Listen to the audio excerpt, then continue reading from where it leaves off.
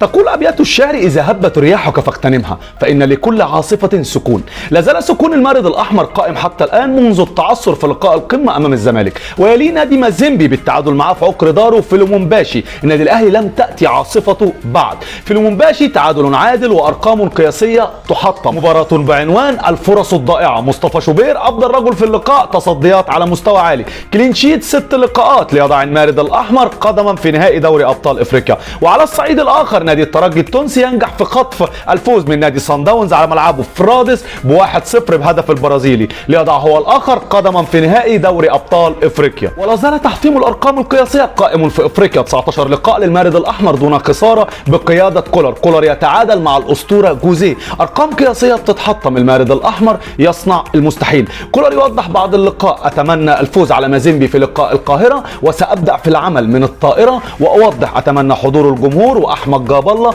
أفضل دكتور عملت معه مع المارد الأحمر. وعن تصريحات نجوم النادي الأهلي القدامى، كابتن وائل جمعة أوضح: النادي الأهلي فلت من الخسارة الأكيدة. مصطفى شوبير أنقذ النادي الأهلي من الخسارة، والنادي الأهلي حقق أسوأ نتيجة إيجابية خارج الديار. أما حين الحديث عن إصابات اللقاء واللعيبة المصابة بعد لقاء مازيمبي والنادي الأهلي، طبيب النادي الأهلي يوضح: كوكا كدمة بسيطة أسفل الركبة، أما بالنسبة لأكرم توفيق كدمة في الوجه مع جرح بسيط في الحاجب، أما رضا سليم مجهد فقط لا غير. وحين الحديث عن المصابين والمستبعدين عن اللقاء إمام عاشور ومروان عطية، تم إيضاح أن هم في البرنامج التأهيلي بدقة عالية جدا دلوقتي، وهينتظروا إشاعة خلال الأسبوع القادم لتحديد موقفهم. وحين الحديث عن سوء البث وسوء نقل الصورة بمباراة مازيمبي والنادي الأهلي، مصدر بالكاف يوضح: لم تخرج معدات التصوير بعد من المطار، بمعنى أصح تم حظرها، يعني بمعنى أصح كنا بنصور بخط أرضي. أما بخصوص العقوبات المتعلقة باللقاء، مصدر بالكاف يوضح: عقوبات قوية على مازيمبي بسبب واقعة الجمهور الخاصة بلقاء الأهلي ومازيمبي.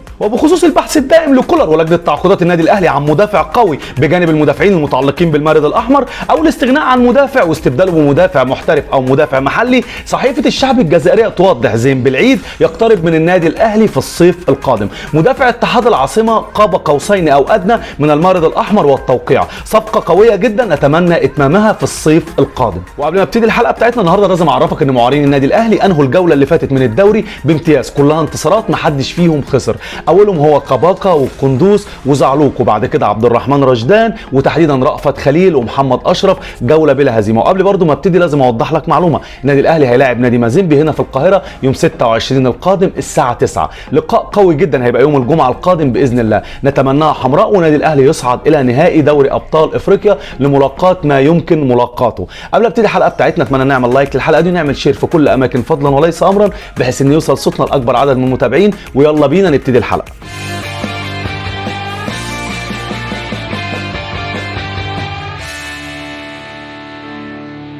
في بداية الأمر أهلا وسهلا بكل عشاق قناة إبراهيم مش فايق ومتابعينا الجمال. لو جينا تحدثنا في بداية الأمر، دايما كل لقاء خاص بالنادي الأهلي بنتكلم على الإيجابيات والسلبيات. الإيجابيات كانت كتير النهارده رغم إضاعة الفرص. إضاعة الفرص كانت شكل قوي جدا، وهي اللي شكلت الحدث الأقوى داخل اللقاء.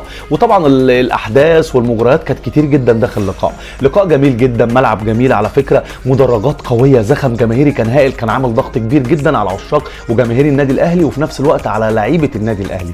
لو أنت قاعد حتى قدام التلفزيون هتبقى مخضوض كده من المنظر الجميل، هتقول الجماهير دي هتنزل تضغط على اللعيبه. اللعيبه كان عليها ضغط قوي جدا، بس ظل الضغط ده كنا ممكن نفوز وممكن نحرز هدف في اول دقيقه عن طريق وسام، بس ما صادفناش الحظ. بس عندنا اسد واقف في الجون وحامي عرينه، كلين شيت 6 لقاءات، هو مصطفى شوبير. حدث ولا حرج، خلاص بقى مصطفى شوبير خلاص ركب الموجه خلاص، وابتدى ركب قطار النادي الاهلي، وبمعنى اصح سلام عليكم يا عم الحاج.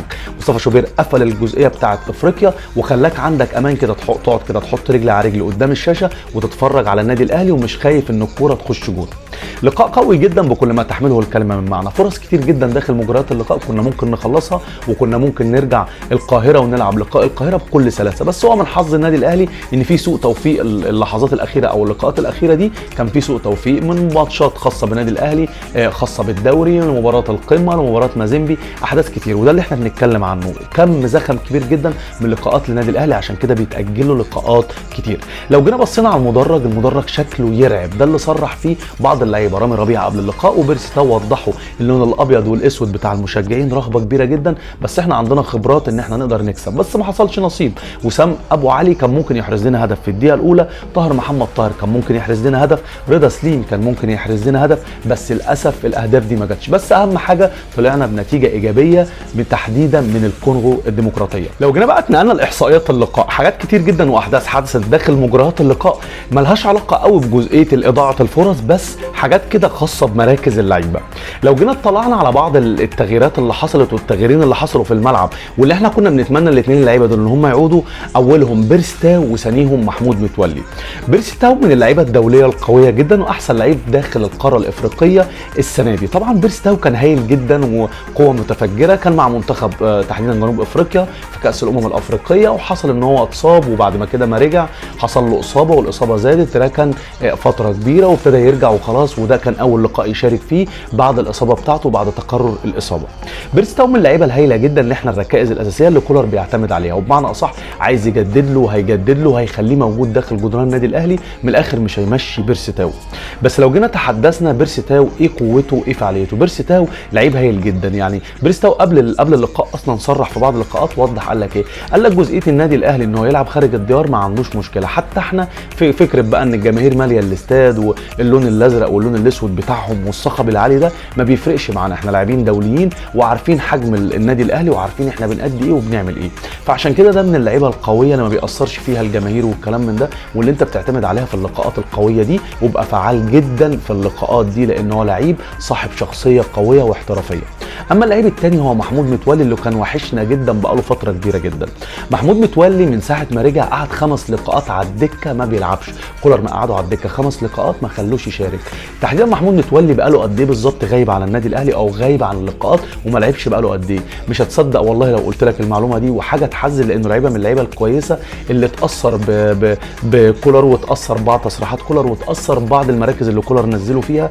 تحديدا بالظبط بقاله فتره ما بيلعبش 327 يوم، يعني فتره كبيره جدا على لعيب بحجم لعيب كان ستار في نادي الاسماعيلي انه يحصل معاه موقف زي ده ويركن وهو بيلعب في افضل نادي في القاره تحديدا. يعتبر بالظبط من يوم 29 مايو 2023 وهو ما لعبش لقاءات لحد دلوقتي من ساعه لقاء سيراميكا كليوباترا. لو جينا اطلعنا كده محمود متولي ده المركز اللي هو نزله فيه بقى تحديدا كولر كان مركز ايه؟ مركز وسط الملعب المدافع، يعني ما لعبوش بمعنى اصح مدافع صريح، لا ده لعبه وسط ملعب مدافع. طب اللعيب ده هل اجاد الفكره دي قبل كده او لعبها قبل كده؟ ايوه لعب 29 لقاء في مركز وسط الملعب المدافع، منهم 7 لقاءات بقميص النادي الاهلي، يعني لعيب لعب في المركز ده قبل كده وهو ده المركز اللي هو اللعيب بيحبه جدا. فعشان كده لما كان بيلعب في الدفاع مع النادي الاهلي ما كانش بيأدي بالاداء الهائل لانه عايز يلعب في مركزه اللي بيحبه واللي بيجيد فيه، واللي عملها معاه مين بقى؟ عملها مع فايلر تحديدا في ربع نهائي دوري ابطال افريقيا في سنه 2020. فعشان كده اتمنى ليه الاستمراريه الفتره اللي جايه ومحمود متولي يأدي اداء هايل لان هو لعيب يستحق انه يكون موجود في التشكيل الاساسي للنادي الاهلي. لو جينا بقى اتنقلنا للجزئيه الثانيه هي ال4 فرص الضائعه داخل مجريات اللقاء، 4 فرص كانت قويه جدا هي اللي لخصت اللقاء وكانت ممكن ترجع المارد الاحمر القاهره وهو مرتاح بمعنى اصح هيلعب مباراه او حصه تدريبيه، ولكن للاسف فرص ضاعت واتبخرت للنادي الاهلي ورجعت النادي الاهلي متعادل 0-0 تحديدا من الكونغو الديمقراطي. ال4 فرص دول اصحابهم مين؟ هو وسام ابو علي فرصتين، ورضا سليم فرصه، وطاهر محمد طاهر صاحب اخطر فرصه تحديدا في الدقيقه 86 من مجريات اللقاء. لو جينا تابعنا مع بعض كده وسام ابو علي ضيع اول فرصه بالهيد جات له في السته في الدقيقه الاولى. متخيل النادي الاهلي بيهاجم من امتى؟ من الدقيقه الاولى. النادي الاهلي مش رايح يدافع او مش رايح يتعادل بمعنى صح، كان واضح جدا ان كولر رايح بيهاجم عشان عايز يفوز هناك عشان يريح نفسه وتبقى حصه تدريبيه في القاهره، ولكن وسام ضيع الكره جات له في السته لعبها بالهيد طلعها ضربه مرمى. الكره الثانيه كانت الدقيقه الثالثه، يعني بمعنى اصح النادي الاهلي عامل هجوم قوي جدا على مازيمبي، برضه وسام ابو علي عرضها له رضا سليم خبطها برجله او شاطها للاسف راحت ضعيفه في ايد الحارس. يعني الكورتين هم دول كانوا ابرز جدا الدقيقه الاولى، والدقيقه الثالثه كان ممكن وسام ابو علي يحرز هدف جميل جدا او يعزز اهدافه في افريقيا، وكمان بمعنى اصح يبقى كده خلاص كسر الحواجز وهيبتدي بقى قطر ودوس مع النادي الاهلي، ولكن من سوء حظه ان الكورتين ما جوش هدف.